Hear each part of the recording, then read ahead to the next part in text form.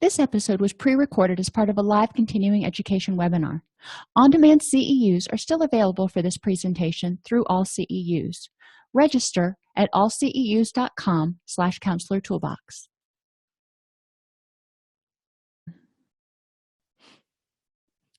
I'd like to welcome everybody to today's presentation on complicated grief.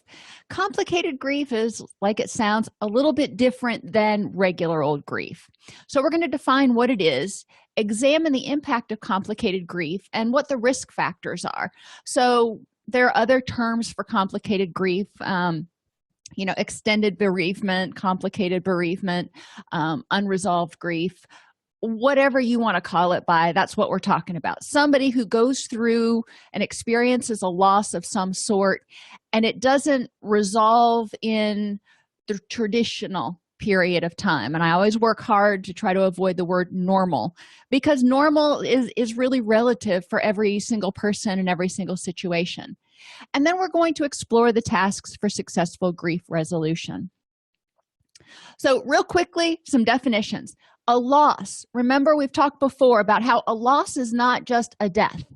It can be any kind of change that includes being without someone or something. We have physical losses of tangible things like people, and that can be a death, a car, a house, a breast if you go through a mastectomy.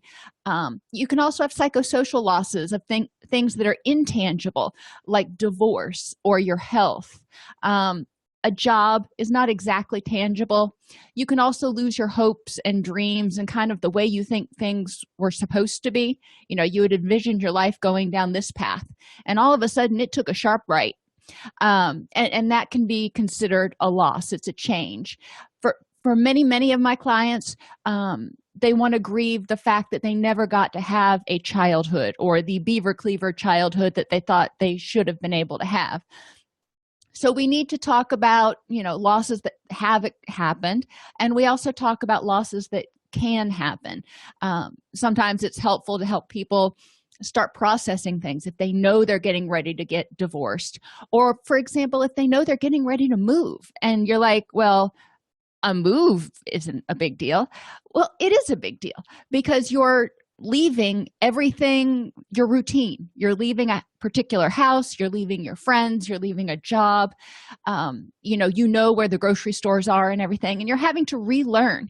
Now, it can be very exciting, but there are also things that you may mourn over a little bit. We're getting ready to sell the house that my daughter grew up in, and it is really hard, especially for my husband. He went down there to try to sell it and or get it ready for sale, and he calls me and he's like, every time I drive up, I expect a little squeaker to come running out the door to greet me, because she always ran out and greeted him when he came home.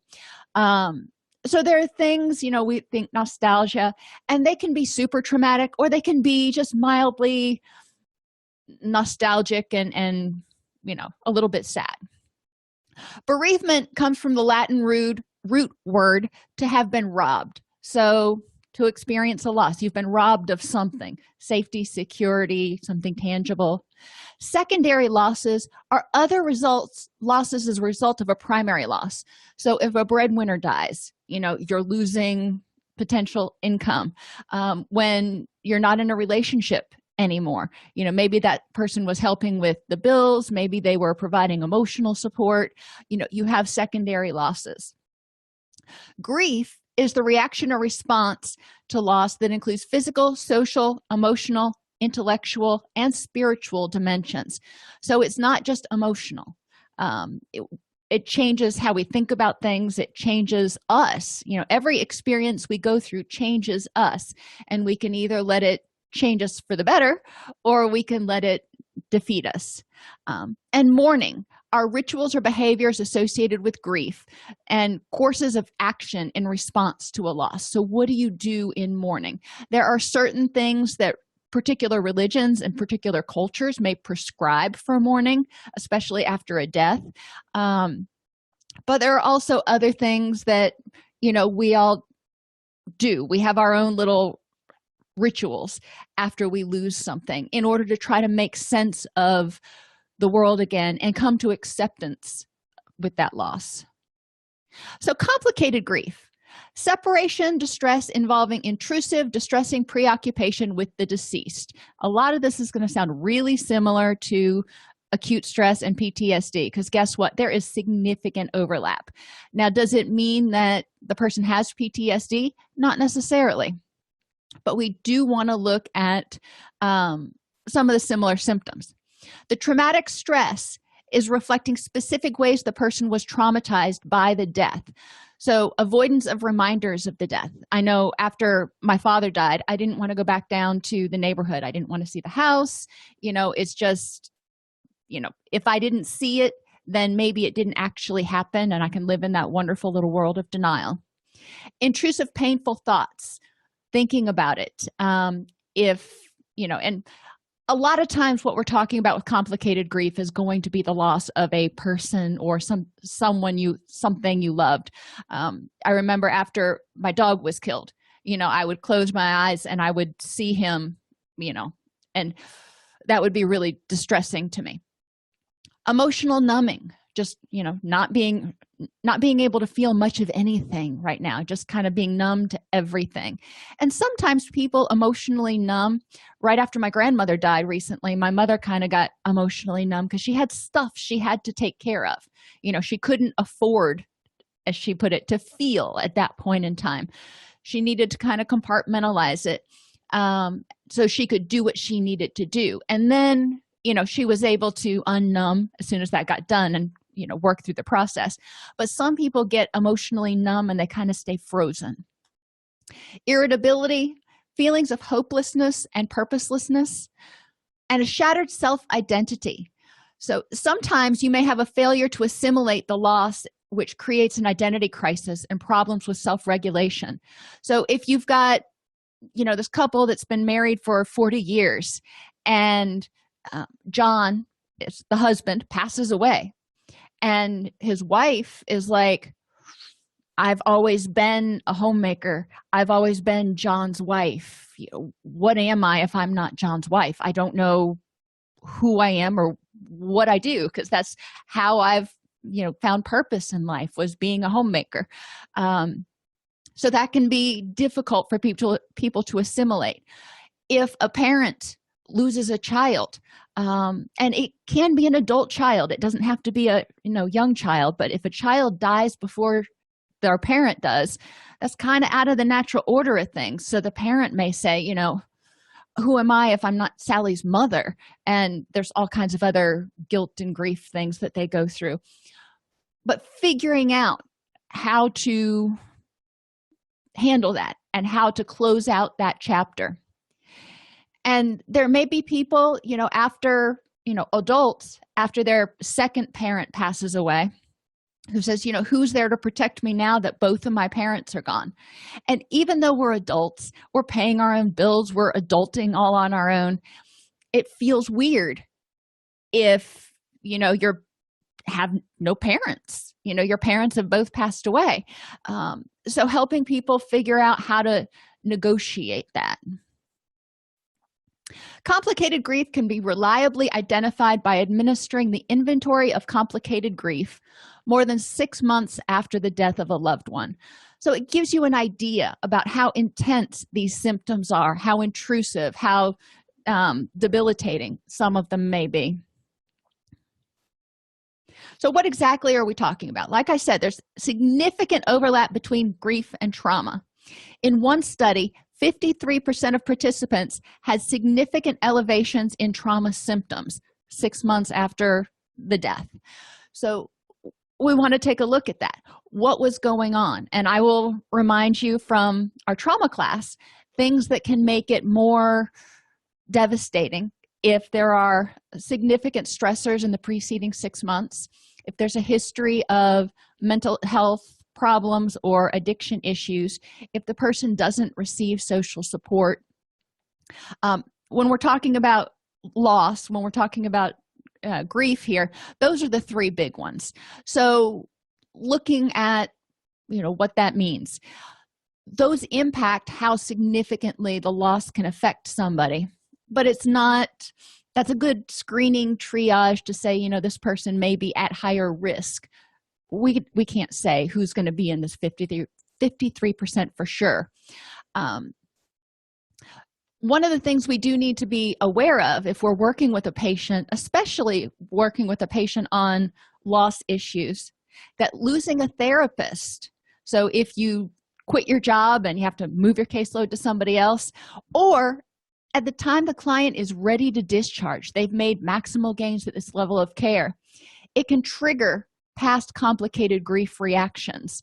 So stuff you may have thought you already dealt with in counseling or you didn't even really know was there may resurge. So be aware of that. Be aware of your client's reactions when you're starting to work through the discharge process.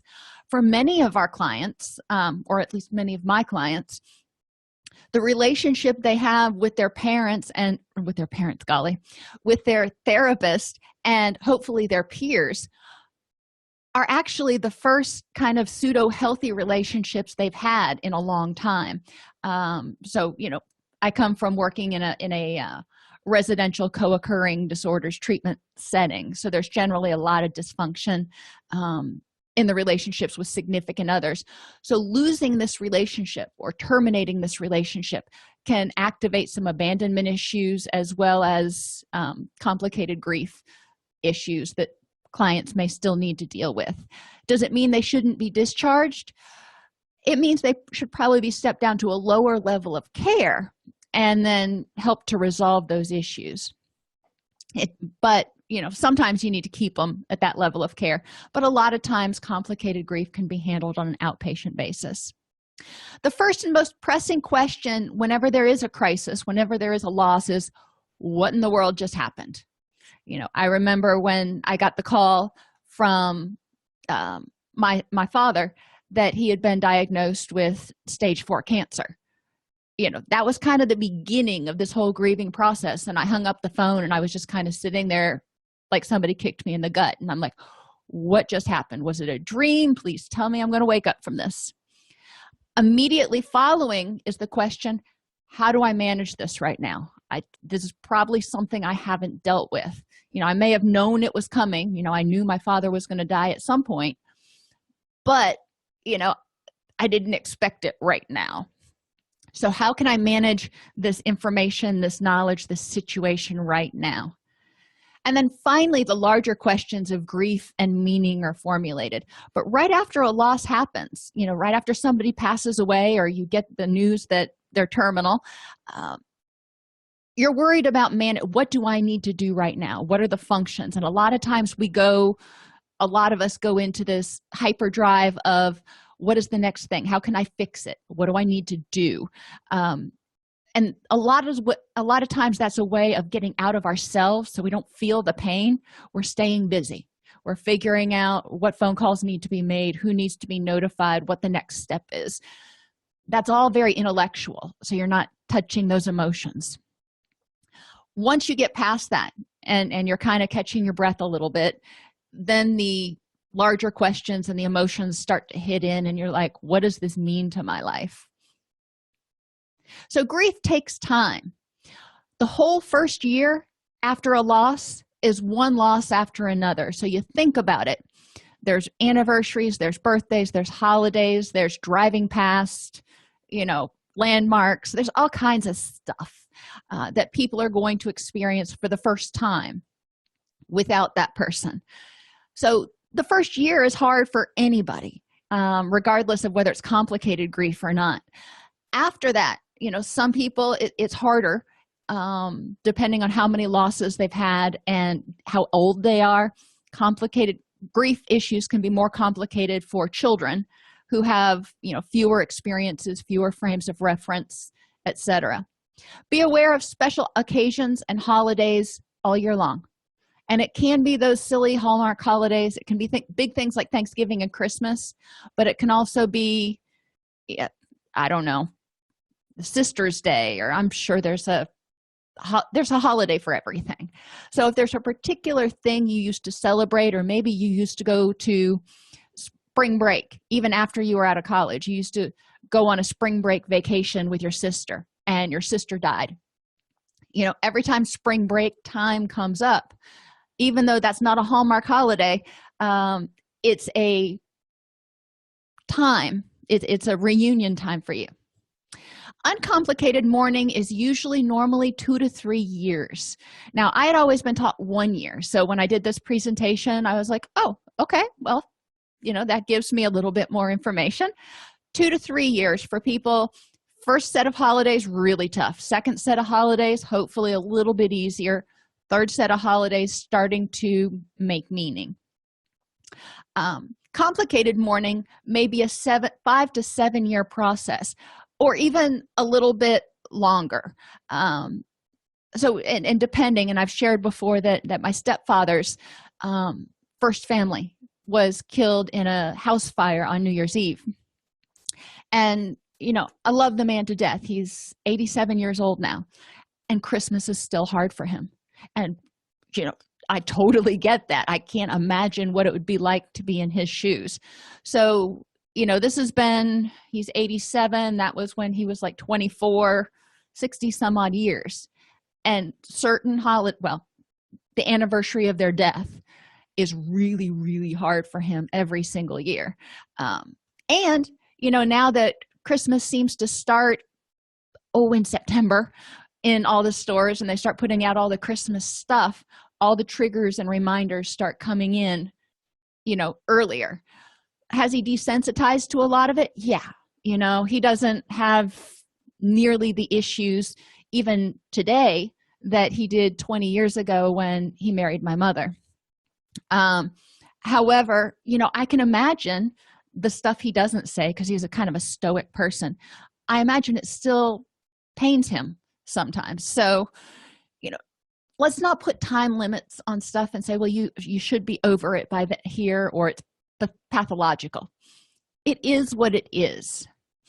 Grief continues for a lifetime through major life milestones. If you lose a child to cancer, for example, their 16th birthday, when they would have graduated from college, when they would have, moved out of the house, when they would have turned 18, all of those major developmental milestones, you're probably going to feel a lot harder if your parent dies and you're young, then and they're not there for you when you graduate from high school, and they're not there for you to give you away at the altar, and there are certain things that you kind of expect your parents to be there, and if they're not, then it reopens that grief wound a little bit. So making sure clients are prepared for that. Things may be going really well, but there are things that can trigger it, and you just need to recognize what they are and kind of let's work on a plan to deal with them. It doesn't mean you're going way back there, but you can have a resurgence of your grief reaction. So grief impacts us holistically, socially, physically, cognitively, emotionally, and spiritually. All of these needs kind of overlap. When we lose a parent, for example, socially, they're not there anymore. They're not, I always used to call my daddy when I was having a bad time or I needed advice on, business stuff, and not there anymore. It also impacted how I interacted with my stepmother. And there are probably other social ramifications, but looking at how does it impact your relationships, if it was a family member, with your family members, with your friends, how you trust other people. If a widower, somebody whose spouse has died, how does that impact them socially? Physically, those are probably the easiest ones to identify. We know when somebody is grieving that there was a threat, they had a loss, so they're probably going to have a lot of stress going on from that reaction. There's going to be tearfulness, difficulty sleeping, changes in eating, changes in libido. There's a lot of stuff that's going to go on until the person gets out of that crisis period. Cognitively, it can make people very cynical. It can make people very angry. It can make people reach more towards their spirituality. We don't know how grief is going to impact people in particularly, but we do have to look at how did it change your worldview? How does it change your thought processes right now? And it may not be about everything. It may be about certain things. Emotionally, that's a no-brainer. Depression, anxiety, a sense of guilt sometimes over things you said that you shouldn't have, or things you should have said that you didn't say. That stuff. That person is gone and I can't make amends now. And spiritually, what does it mean to the greater order of things and connectedness now that this person or this entity or whatever is not in my life? Physical responses, eating disturbances. Sometimes when people get upset, their stomach gets upset and they can't hold food down. When your sleep gets out of whack, when you're not getting good quality sleep, the hormones that regulate your hunger and satiation get all out of whack. Sometimes people eat a lot, and that's how they cope. They're trying to get that rush of serotonin and dopamine to feel better. They don't think about it that way, but a lot of times that's why we crave stress foods, high sugar, high fat foods. Other times, people can't eat at all. Energy. A lot of people report that they have virtually no energy. They're tired, they're lethargic, feels like they're wearing weights on their wrists and their arms, and takes all kinds of energy just to get out of bed.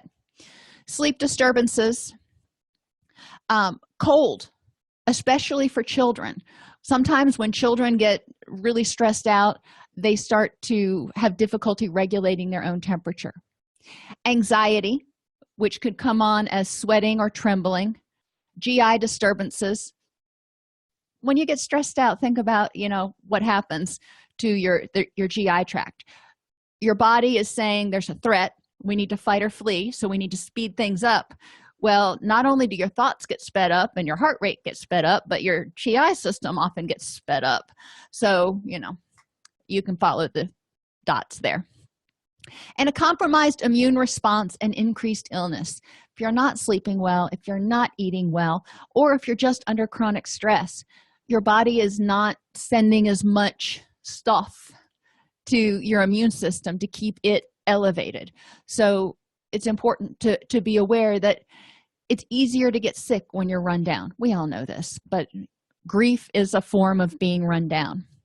Intellectually, people start having confusion about what is real. I told you before, when after my father passed, I didn't want to go down to where he lived because if I didn't see it, then I didn't have to acknowledge that he wasn't there anymore. And I knew exactly what I was doing. I just did it anyway. But what is real? So you're trying to figure out, is this person, still alive? And even if you don't have quite that reaction, after somebody passes away, 4, 5, 6 months later, you may reach over and pick up the phone and get ready to call them and then be like, oh, wait, they're not there anymore. Difficulty concentrating. People may read the same page 6 times and not know what they read. And I'm not talking about journals here. I'm talking about the newspaper. They may have a short attention span. They can't finish sitting through a 30-minute program. They've got to do something else. They can't focus. Nothing is getting their attention. Now, that in many cases is a sign of a neurochemical imbalance. Remember, there are certain hormones that help us focus, dopamine and norepinephrine being 2 of the big ones. So if your dopamine levels are low, you may not be able to focus as much. Difficulty learning new material, short-term memory loss. So if you're trying to do your income taxes and you're in a crisis situation and you're grieving, probably going to be difficult to focus for that long, and it's going to be difficult to remember, what step did you just do and learn how to do your income taxes. So thinking about all of these things, when we're working with a client who is grieving, a lot of times they think it's just an emotional thing, and then they go to do their income taxes or something simpler, and they don't feel like they can do it, or they're not doing it as effectively as they want to, and they get frustrated because they don't understand why they feel so inept. Let's bring it together, help them see that their entire body is kind of in chaos right now. Difficulty making decisions. Again, how can we help people who are grieving? Number one, prepare for that so they know that this is not the time to be trying to make big decisions. But when decisions have to be made, who can you rely on? Think about a family who is there for their child who's dying of cancer, and they have decisions they've got to make. So it's going to be hard to make those decisions on a whole bunch of different levels. And then making other decisions like what do you want to eat for dinner, that pales in comparison. It's like I don't know, I don't even care. So it's going to be difficult to make difficult decisions, and you may not have the energy to make other decisions. You just can't even begin to think about that right now. A lack of a sense of purpose, and we can help people figure out what their purpose is. When so-and-so was alive, when so-and-so was in your life, what was your purpose? Like I said, if you had, I don't remember what names I used earlier, but this couple that was married forever, my grandparents, when my grandpa Ed died, my grandmother handled it really well. It was a blessing. But some people, when their spouse dies, don't. And my grandmother had always been a homemaker and had always puttered around the house, and she was a typical wife of the 50s. So she could have gone down a path where she didn't know, what do I do now that I'm not Eddie's wife?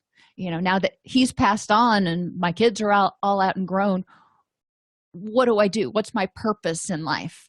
Because I'm not, and you can see a lot of people who are grieving, especially widowers, who start having problems getting adequate nutrition and fall into a deep depression because the stuff like my grandmother used to always make meals for my grandfather. So obviously she would eat too. But when there wasn't somebody else to cook for, it was, what's the point? Plus, cooking was a reminder that she wasn't cooking for anybody. If she did cook, there wasn't anybody to eat with her. So it was kind of devastating. So we want to help them find their sense of purpose. And again, think through what might be some really benign triggers that may happen, like cooking a meal could be a trigger for complicated grief, and letting people realize that you're going to come across these. How do you handle them when you start feeling triggered? An inability to find meaning in the events and life itself. So we want to look at, okay, this happened. This person has terminal cancer. This person died. What does that mean? What did they mean to you when they were alive? What was their purpose in your life? How do you get meaning from that? What does this event mean? That they passed away. What can you take from that? And how do you integrate it into your sense of purpose and life and what have you? And it's going to be different for every person. I like to try to learn from the people that cross my path, and I like to grow and kind of steal parts of them. There's still parts of a lot of people that I've encountered in my brain, things that I learned from them. So I keep their memory alive by maintaining those things that I learned from them. Socially, grief can affect people through withdrawal. They may just, I don't want to see anybody, pull the curtains, don't come visit. Can't do it right now. Which, without social support, it makes people at greater risk for complicated grief. Do they want to have every friend in town stopping by? Do they want people calling every 10 minutes going, how you doing? No. Most people, when they're in grief, a grief period, really don't want to have quite that much input. So we want to ask the person, what is it that you need? How can I be there for you? And encourage our clients to reach out. Maybe they're not reaching out to their best friend Sally, who doesn't seem to have a clue as to what's going on, but they are reaching out to a support group for people whose spouses have just died. Okay, those people get it. So at least you're reaching out to somebody. We don't want people to be isolated. We want them, there's a period of mourning. There's a period where they're going to want to have some downtime, potentially, where they just want to think or kind of get their thoughts in order. And that's going to be up to that person. Some people want support immediately, and then this downtime comes later, or sometimes it never comes because they work it out while people are there. But we do need to let them know that the desire to be alone for a short period, totally normal. If you start going into weeks of not wanting anybody around, then it's, we might want to take a look at that. Encouraging them to find people that they do want to affiliate with. And I generally avoid the word socialize, because when somebody's grieving, the last thing they want to do is go to a party or what they think of as socializing. Where can you get support? Where can you reach out and connect with other people? So I use different words. They may avoid not only other people, but they also may avoid places that remind them of that person. So they may not drive down certain roads or whatever, which can lead people to feel kind of boxed in if they know they can't go over to this side of town, or they can't drive past this thing or whatever. Irritability. And when you're sick, when you're grieving, when you're tired, there are a lot of things that can make you irritable. But if you're irritable for long enough, it tends to have a negative impact on your relationships. Self-absorption. Sometimes people just can't get past the, I don't know what I'm going to do now. I don't know, how I'm going to get through this grief. I don't know how I. Normally, we encourage I statements. If you're working with a family, with a person who lost somebody in their family, the other people in the family may also be having similar feelings, and they're like, well, Sally's only concerned about how she feels and how it affects her. What about how it affects us? So, sometimes this self-absorption actually alienates other people who could be there as supports. Encouraging our clients to reach out to those family members that are healthy social supports, and they'll define who those are, and say, how is your sister doing with it? Or how's your mother doing with this whole change and everything? It may prompt them to reach out and call, because they were so focused on thinking about themselves that they may say, you know what, I don't really know how she's doing with it. I haven't talked to her in a week. So it may prompt them to reach out. The other side of that is some people, instead of withdrawing, become very clingy and dependent when there's a loss. We see this a lot more in children, especially children who lose a parent. It can be very obviously traumatic for them. So they're clinging to the caregiver that is there. It's like, okay, you can't leave now. It's kind of like, for most of us, we've got two kidneys. If we have both kidneys, we're like, okay, we get a kidney infection, it sucks, but we can get through it. We lose a kidney and then we get a kidney infection, we start getting freaked out. So you want to kind of think of it in terms of that. Children need their caregivers in order to survive. They can't pay the rent, they can't do that kind of stuff. So if one caregiver goes away and there's only one left, then it's very, very terrifying that, what happens if this caregiver goes away. And you can do a whole class on how to help kids deal with grief and to make a plan and help them feel more confident and everything.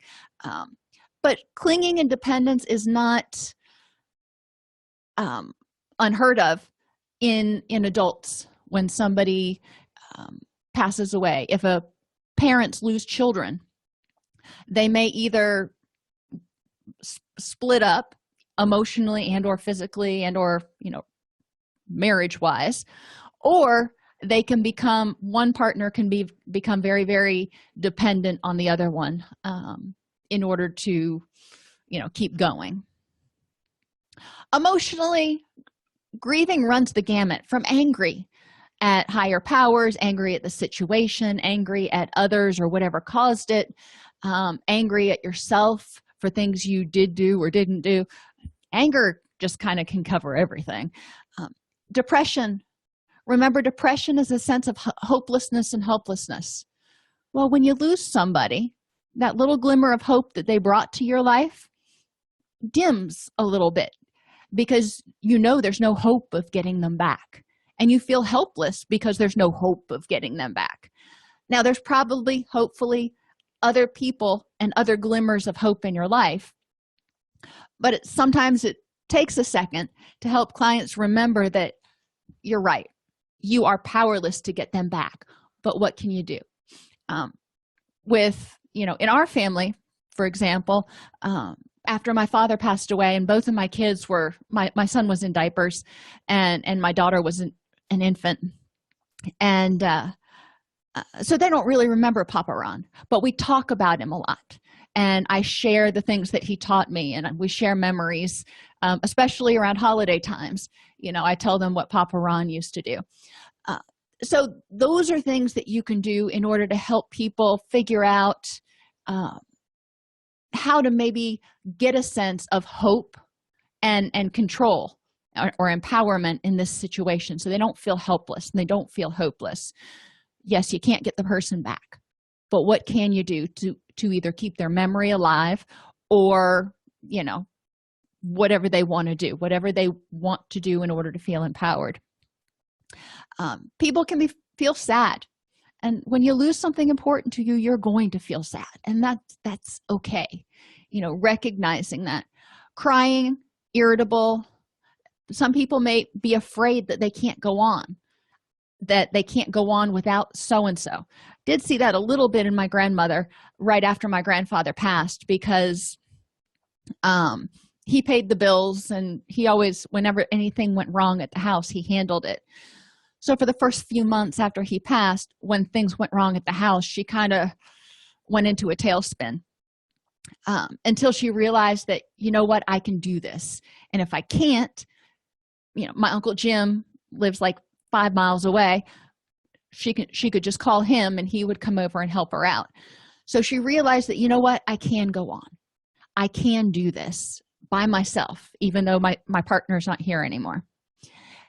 In some people, it can also trigger death anxiety. Now, they found that that's not as true in older adults. Older adults have generally kind of come to terms with things. Younger people may have significant death anxiety. People may feel lonely or relieved, guilty, or regretful. Now, relieved is one that people can feel really guilty about because, after somebody dies, if they've been going through an illness, whether it's Alzheimer's or cancer or whatever it is, sometimes the loved ones are just relieved that person isn't in pain anymore. When people get older, though, and when you can see that there's clear pain, then the relief, a lot of times people don't feel as guilty that they feel relieved. But when somebody is older and they just die of natural causes, when people feel relieved that the person is gone, they're, gone to a better place, however they want to say it, they may still feel guilty about that. After my grandmother passed, my mother felt guilty because my grandmother really, her quality of life was dwindling. That was true. And she was, quite old, but still there was nothing that we could point at that said, well, this killed her. It was just kind of, everything kind of gave out. And my mother felt relieved that she wasn't struggling anymore, but it was also a relief off of her shoulders because she and my uncle had been doing a lot to intervene and caregive. So they were starting to get really burned out. And she wasn't angry about that, but when that was done, she was like, oh, I can breathe again. I'm not constantly worried about mother. So relief is one of those weird emotions that we may need to help people process and understand why they feel it and come to terms with it so they can address any guilt they may have about feeling relieved. Guilty that you did things you shouldn't have, or you should have done things that you didn't do. I've spent a lot of time with clients working through the grieving process, dealing with their guilt issues, writing letters to the person, empty chair technique. I'm sure you have tools in your toolbox to help people deal with some of that stuff. So spiritual beliefs are challenged. The question why reverberates a lot of times, and many times when it's just a normal, natural death, there isn't complicated grief. But when there's something that, it's a sudden death, it's a violent death, it's a death that's out of the natural order, or a loss that's out of the natural order, the question why may reverberate. Where was God or my higher power? If God or my higher power is all powerful, why was this allowed? How can this be okay? If God or my higher power loves me, how could this be? My prayers obviously weren't answered. And this is, I find, for a lot of times I will refer people to their spiritual leader to answer some of these, because that person, the spiritual leader, is the expert on their religion, their spirituality. And it also gives them another contact to reach out to, and it broadens that support system from me to another professional that can also help them. We talk about it in session, but it's much more reflective, humanistic, the way I approach it, because I'm not a certified Christian counselor, so I try to stay away from that. And I know little to nothing about most of the other religions. Common and unique. Death and grief are unique. Each person's experience is his or hers alone, and each experience is unlike any other. So if you've had a death in the past and you have another death, don't expect them to necessarily be the same, because each person in your life, or each of those people, held a different role, served a different function. You learned different things from them.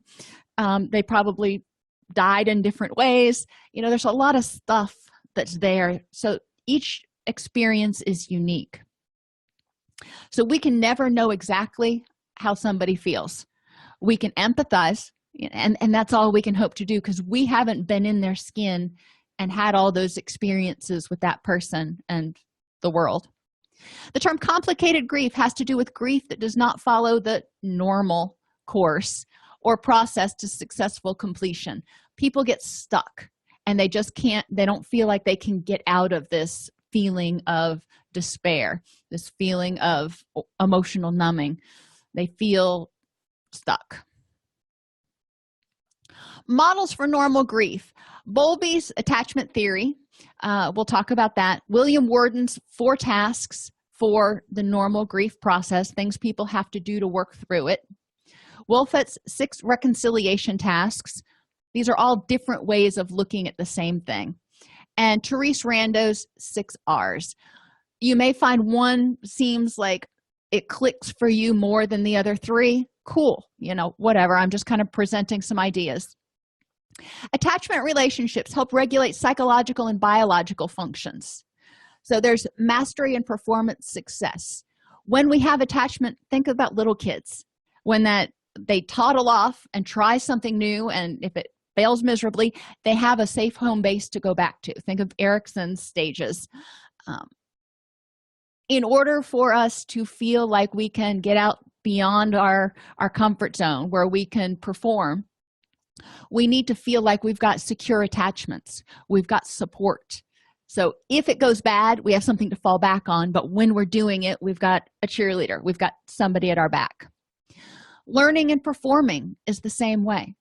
If we are securely attached, if we're not worried about where our food's going to come from, where our love is going to come from, all those basic needs, then we have more ability to focus. Our HPA axis isn't going all haywire, going, there's a threat, you're in danger.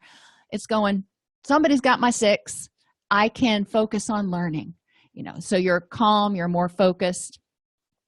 Relationships with others tend to go better if you've got secure attachments. if you believe that you've got people who are there for you, then it's easier to reach out and form attachments with other people because you've had successes. It affects cognitive functioning. If you're not securely attached, then you're typically anxious, which impacts your ability to focus and etc. Coping and problem-solving skills. We learn those from our attachment relationships. Self-esteem, emotion regulation, right there. Again, with the anxiety, if you don't feel safe, if you don't feel like you've got secure attachments, unconditional positive regard, whatever you want to call it, sleep quality may be disrupted because if you're stressed, you're going to maintain a higher level of cortisol, which is going to impair your sleep. And pain intensity. They found that people with secure attachments tend to have a higher pain tolerance, and people with fewer or no secure attachments in their life tend to have more pain. Now, interestingly, I'll just kind of draw the parallel.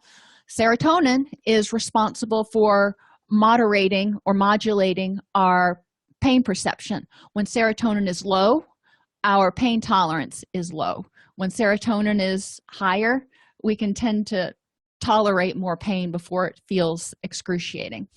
So kind of an interesting, they haven't connected attachment relationships with serotonin yet, but you can see parallel actions. Exploratory behaviors are reciprocally linked to attachment. If we have a secure home base, we're going to be more likely to explore. Attachment and safety stimulate a desire to learn, grow, and explore, and be all that we can be, because we're like, hey, I got the world by the seat of the pants. Caregivers provide support and reassurance, so a safe haven. Encouragement and pleasure, they're a secure base for you to go from. And it's important to remember, when I'm talking about all this, you're probably thinking of a toddler. And, well, that's true of toddlers. It's also true of adults. I mean, think about when you were in your adult life, maybe you decided to make a career change and, you talked it over with your spouse and you wanted their, blessings or whatever before you embarked on a whole career change. Or maybe you're not married. You talked to your best friend and you wanted some input there. You wanted those secure attachments in your life to say, you got this, and I got your back. I think you're on the right track. So it encourages us, even as adults, to get outside that comfort zone if we know that we've got secure attachments there to serve as a safety net. Among adults, caregiving is at least as important as being cared for.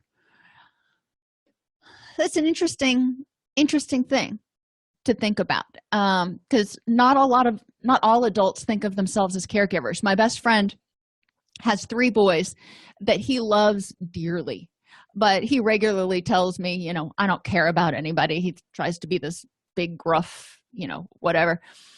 But in reality, I know those kids are his life, and if they weren't there, he'd be a completely different person.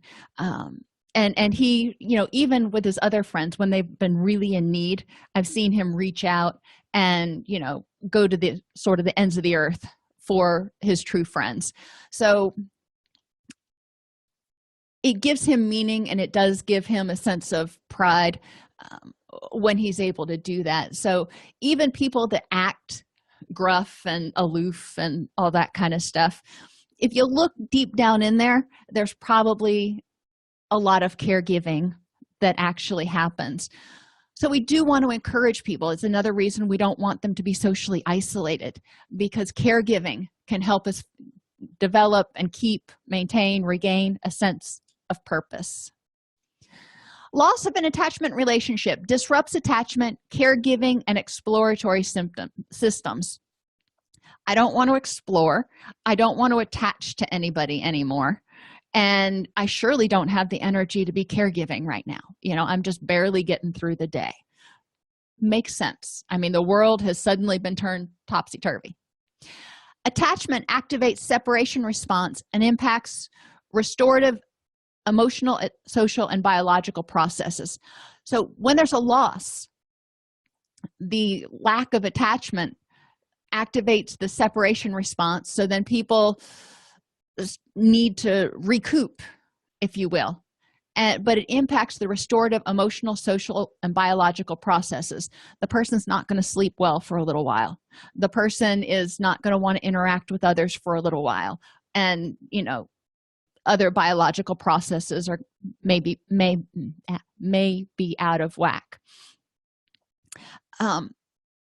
It disrupts the exploratory system because it inhibits exploration with a loss of a sense of confidence and agency, or self-efficacy, if you will.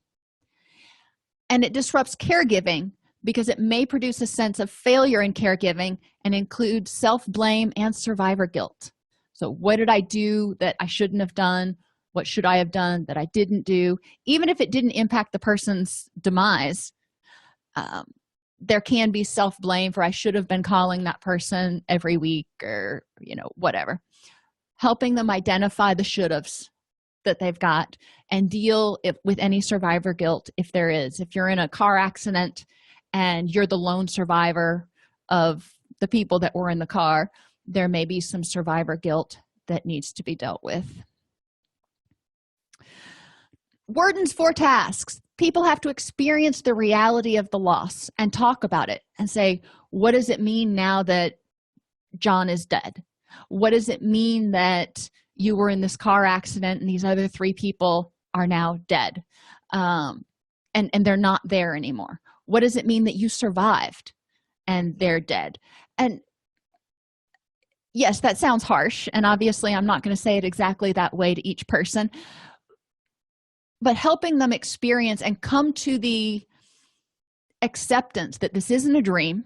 Get out of denial, accept that it isn't a dream. There's nothing we can do to bargain our way out of it, and recognize what is. Experience the pain of the loss. And if you think of the stages of loss, you have denial, anger, bargaining, depression, and acceptance. I find that bargaining, kind of jumps around a little bit in the clients that I work with, but whatever. You have anger and depression that are there. Anger and sometimes anxiety, remember, is fight or flee. There's a threat. That person was taken away from you. So when after a loss, after a death, a lot of times people feel disempowered. They feel somewhat out of control because this person was taken away from them and they had no control over it. So there's this sense of threat. When might this happen again? Could this happen to me? Helping them experience that. Anger that they didn't get to say goodbye. Anger that I have clients write an anger that journal. I am angry that, or I am angry because, and just go, and get everything out on paper. What are you angry about? And then we'll kind of go from there. Adjust to an environment, and there are a lot of other ways that you can help people experience the pain of the loss in a controlled setting. Have them bring I almost said photo album, but most people don't have photo albums anymore. Have them bring pictures of the person. They can do it on their digital device. They can email you a link to the album. And then you can talk about the different pictures in session, so they can reminisce and experience the joy of having that person in their life, but also start coming to terms with the fact that they're not in their life anymore. You can talk about the pain of going through the loss process with them. One of my husband's coworkers just recently lost a child. So, talking with them, if I were their therapist, we would talk about what was it like to know that this might be something that happened, and then as it happened, tell me about it. And if you think about cognitive processing therapy, having the person tell their story and get it out there, in not just intellectually, but what did it feel like when this happened? Help them process all the way through it. Cognitive processing therapy, usually used with trauma, but complicated grief generally happens because of a trauma. So they work. Help the person adjust to the environment without the deceased. okay, your spouse is not here anymore to pay the bills or to handle it when the roof starts to leak. So what's your plan? How are you going to handle this now that this person's not here? And withdraw emotional energy from the deceased and invest it in new relationships. And if this is presented to people at the very beginning, they're like, how rude. You want me to take my feelings away from this person and replace them? And so no, I don't want you to replace them. But when we get to this last step, it's taking the emotional energy spent on grieving and using it to create positive new relationships. It's not replacing that person. It's taking everything that you learned from that person and keeping their spirit alive, which takes a lot less energy. But the energy required for grieving is immense. And once you start withdrawing your energy from the anger and the depression and the guilt and those emotions that you may be stuck in, that energy is liberated to do something else.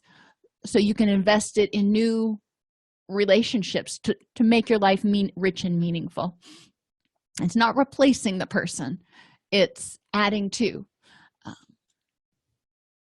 Wolfett's 6 reconciliation tasks: acknowledge the reality of the death, move toward the pain of the loss while being nurtured physically, emotionally, and spiritually. Each one of these is going to talk about acknowledging, moving through the pain. And there are each person, and please share if you have particular techniques that you use that can be really helpful for helping people move toward the pain and acknowledge what it feels like. Sometimes I ask clients, what are your 3 biggest fears now that this person is not here?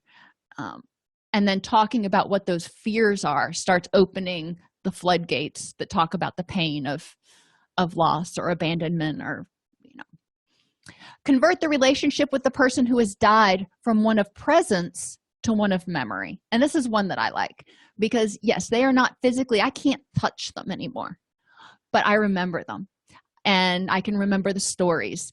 I remember after my grandmother died, we were all at the wake, and they started telling all kinds of stories about her, that things I had never heard of. I mean, I never knew to ask, but I had never heard of, and I was just fascinated. And my family's always been good about keeping people alive through their memories and through the stories. But we want to talk with people. What do you want to do? Do you want to have pictures of them around your house or not? That may be too triggering right now. You may revisit that later. Do you want to, how do you want to try to keep their memory alive and preserve them in memory? Develop a new self-identity based on life without that person. And sometimes it's huge because you lost a child or a spouse. Sometimes it's not quite as, right in your face when, a friend dies, or if you were in a car accident, like I said, with 3 other people and they passed away. Your self-identity may not have been completely intertwined with them, but you are now a survivor of a car crash where people died. So you're going to develop a new self-identity as a survivor. Relate the experience of death to a context of meaning. What can you get out of this? Oh my gosh. And this is obviously, we're talking about adults here, and I'll get to your comment in a second about kids. And experience a continued supportive presence in future years. So we don't want to just say, well, it's work through it, you're going to be done, bada bing, let's go. No, there are going to be resurgences, and that's okay. But we want to make sure that people continue to have support. If you want to go back to Bowlby's theory, we want to make sure that they continue to have those attachments that they can rely on as support networks. Kids often want pictures and reminders of people who've passed away, but the family or parents or adults in the household may not want those pictures around. So, and I can understand that if you've got multiple children and one passes away, the other child may want to continue to have pictures of his sister or whatever. And it is a balancing act. And that's one thing that is difficult to figure out sometimes. That's one of the nice things about, I mean, even back in the day, you could have pictures in a shoebox under your bed. You wouldn't want to have them out on display. But since digital devices are now pretty much in front of people's faces all the time, if they have that person's pictures in a place on their phone where it's less obtrusive to the family, that might be something that may be a reasonable compromise, so it doesn't trigger other people, but it provides support. Rando's 3 phases and 6 processes. There's the avoidance phase, where the person needs to move through this. The person needs to recognize the loss. The confrontation phase, the person acknowledges life without the person and moves towards the pain, reacting to the separation, recollecting and re-experiencing the deceased and the relationship. This is reminiscing, relinquishing old attachments to the deceased and the old assumptive world. No, I can't call him or her anymore. That's gone. But what can I do? How can I contact? And now, obviously I don't have a direct line up to heaven, but when I have a problem, I think, what would my father say? So that's one thing. A lot of times when I'm working with clients, I'll share some of the things that I do, some of the things that I know other people have done, and encourage them to figure out what might work for them. And then the accommodation phase, where the person readjusts to move adaptively into the new world without forgetting the old. And we don't want people to think that in order to get closure, you need to forget about that person. They're going to be in your hearts and in your minds forever. So how do you move adaptively into this new world? What does it look like without having that person physically present? And encourage them to reinvest, get re-involved again with things that are meaningful, that bring richness and fulfillment into their life. During the avoidance phase, recognize the loss, acknowledge the death, understand the death, and understand any secondary losses as a result of the death. And remember, they can be tangible losses, they can be social losses, they can be status losses, or they can even be more esoteric things like loss of hope or loss of faith, or react to the separation by experiencing the pain, feeling, identifying, identify, accept, and give some form of expression to all the psychological reactions to the loss. So if you've got relief, let's identify it and give some form of expression to it. What does it mean to you to feel relief now? Does it feel like a balloon is going up to the heavens? Or help metaphors can be useful. Art projects can be super useful. And identify and mourn secondary losses.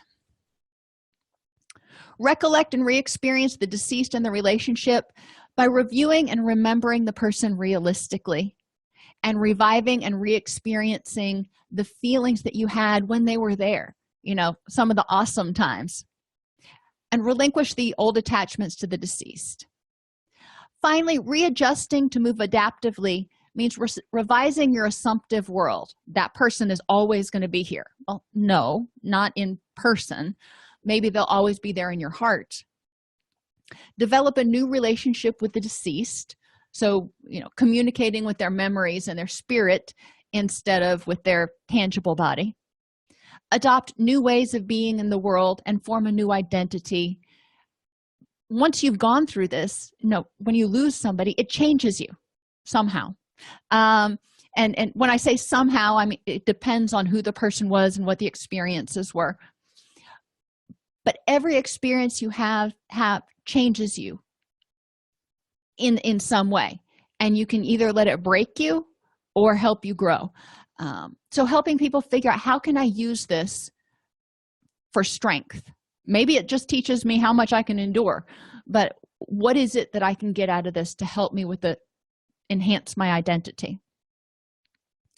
Rando's treatment approach assesses around the 6 R's and determines where the mourner is stuck and not making progress. So, you go back here, reinvest, readjust, relinquish, recollect, and react. Those are the R's that we're talking about. Base treatment on interventions that address the R. So if the person is stuck in recollection, they're not ready to confront the pain of the loss, treatment is going to be tailored around helping the person get unstuck here. We're going to help them recall the person, recall the pain, and move through it. Explore with the caregiver the identity and roles with the lost loved one and the meaning of the relationship. I remember when my Uncle Jack passed on. He had Alzheimer's, and he had it for a long time. So going through with my Aunt Irene, the social worker, explored with her the identity and roles that she had, because she started out as his love, and then his wife, and mother of their children, and then she became his caregiver, and then she became basically his executor. Once he lost a lot of his functions, he didn't even recognize her anymore. So there were a lot of different roles she played and a lot of different emotions in that relationship. Risk factors for complicated mourning. Just kind of be aware of these. Survivors, the age of the survivor is going to be a risk factor. Younger children may have more difficulty than others. Physical issues, if the person has any physical complications from the traumatic incident, that may complicate things. If they've got any cognitive issues that may complicate their ability to comprehend what's gone on. Any pre-existing emotional issues, depression, anxiety, bipolar.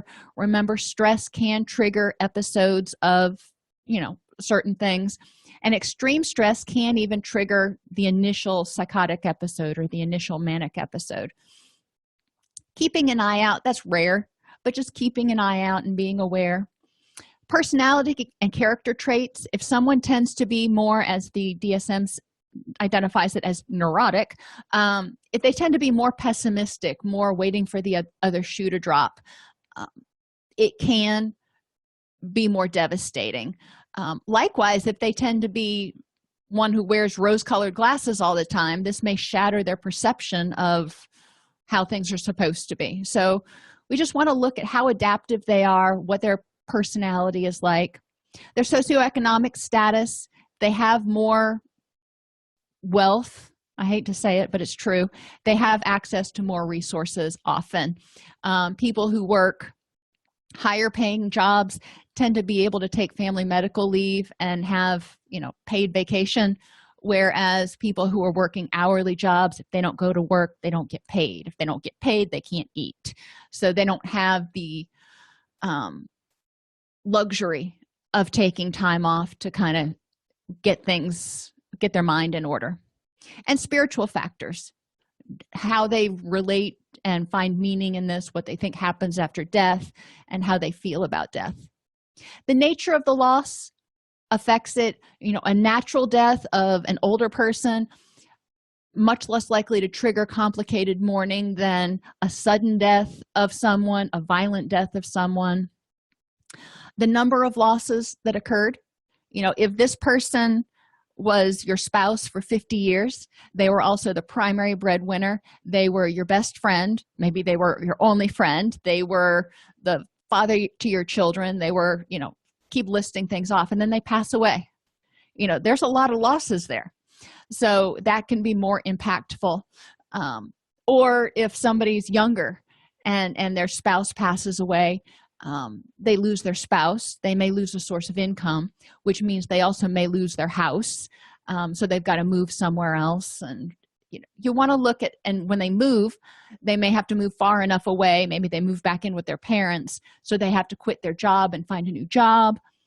All those losses build up. The circumstances of the loss, resources available, the nature of the relationship. The longer the relationship, the more impactful it can be. the importance of the relationship, if this is somebody that is pivotal in your life versus somebody you talk to once every 6 months.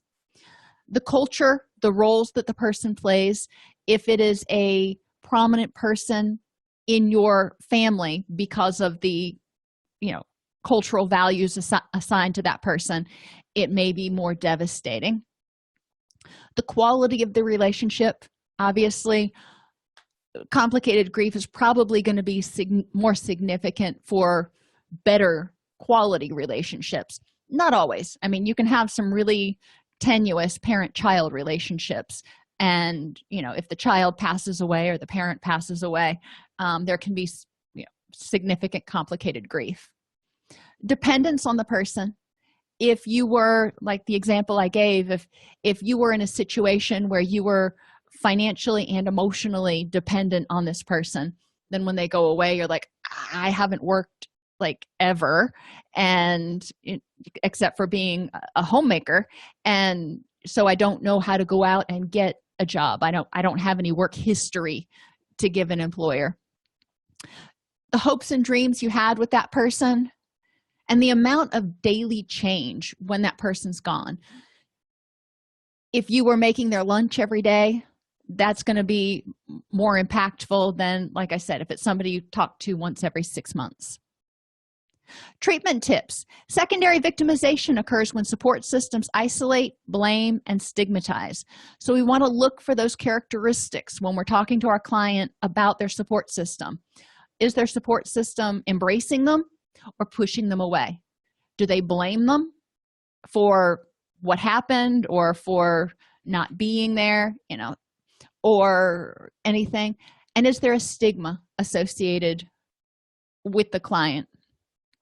Multiple losses require multiple adaptations over time and can make interventions very complex. So, for example, if parents, their child is murdered, they never do quite connect again, and then they end up divorcing. That may be 5 years later, but it's another loss as a secondary loss that results from the primary loss of the child. So, homogeneity in support groups helps normalize experiences. So support groups for survivors of suicide, support groups for people who lost their spouse, those are going to do better than if you put the two of them together and go, hey, you've all lost somebody. So find really specific support groups. 5 areas of focus for people. Physical needs. They need warm, healthy foods, clothing, and they have an increased susceptibility to illness.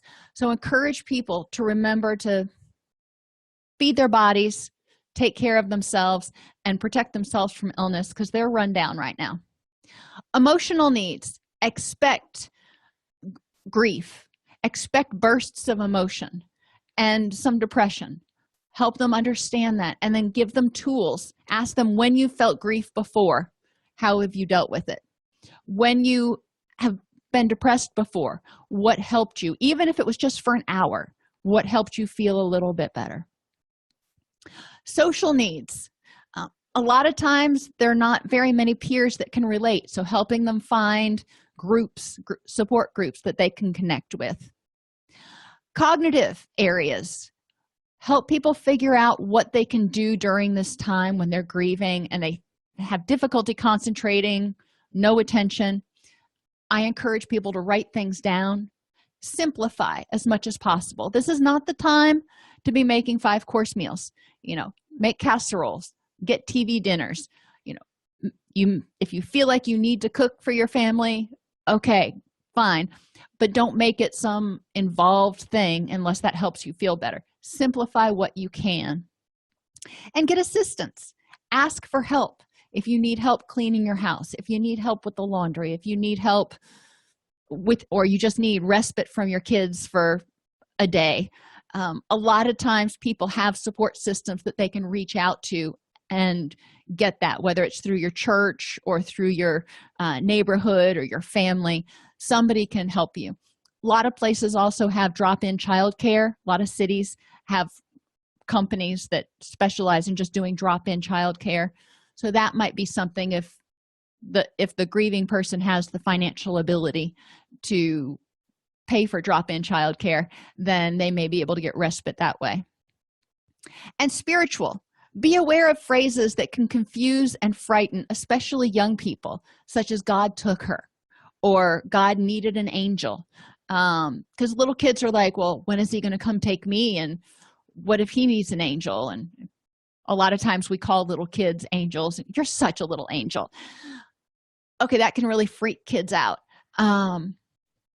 The psalm that talks about walking through the shadow of the valley of death can be very scary because a lot of kids see, this figure of death and the shadows, and the imagery is just terrifying to some children. The concept that the good die young, Billy Joel sang about it. But if a kid is, you tell kids all the time that they're good kids, and then you say, well, the good die young, that can freak a kid out. And finally, he is sleeping. That's another one that we use sometimes. He just went to sleep, which can make kids not want to go to sleep because they're afraid they won't wake up. So just be aware of the verbiage you choose and try to think of it through the eyes of the person you're talking to, especially if it's a child who might be really freaked out because they take it literally. So a secondary loss is a loss precipitated by the initial loss, such as loss of housing or having to move and change your jobs, loss of a friend. Anticipated loss can be defined as a death that is expected weeks to years in advance. If somebody is diagnosed with a terminal illness, you know that their death is coming, sooner than would be expected, and the grieving process often starts then to a certain extent.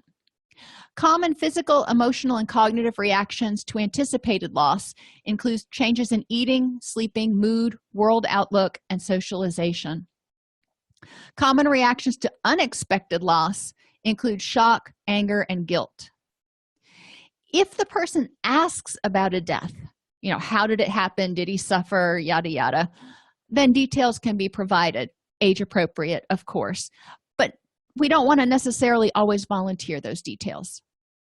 Education, normalization, and validation contribute to a normal adjustment after a loss. What should you expect in the next weeks, months, and 12 months? Normalizing those reactions and validating how the person feels right now and encouraging them to learn how to self-validate so they can say, I feel how I feel. Education about sudden loss can help people alleviate guilt, find closure and move on, understand what has happened and find peace, and normalize and decrease intense reactions, because instead of it catching them off guard and making them feel even more out of control, they anticipate it so they can say, all right, this is really unpleasant, but my therapist said it's not unexpected, so I just need to kind of get through it. Factors that affect the individual reactions to sudden loss include the circumstances of the death, personality and character traits, pre-existing issues like mental health issues or substance abuse, and the nature of the relationship. If it was, a parent-child relationship versus friends. And sudden death makes people want to truly understand why it happened. And some people can get really stuck on that why. Help me understand why this happened. And a lot of times we don't have the answers. So working through the why for yourself, why do bad things happen? And figuring out, why is it so important to know why it happened?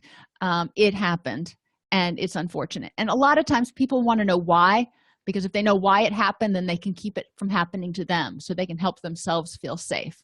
So we want to look at, which is why I ask, why is it important to know why it happened? What will this information help you with? And then we can work on figuring out other ways to help the person feel safe and secure, or whatever they need. If you enjoy this podcast, please like and subscribe either in your podcast player or on YouTube. You can attend and participate in our live webinars with Dr. Snipes by subscribing at allceus.com/counselor toolbox. This episode has been brought to you in part by allceus.com, providing 24/7 multimedia continuing education and pre-certification training to counselors, therapists, and nurses since 2006. Use coupon code Counselor Toolbox to get a 20% discount off your order this month.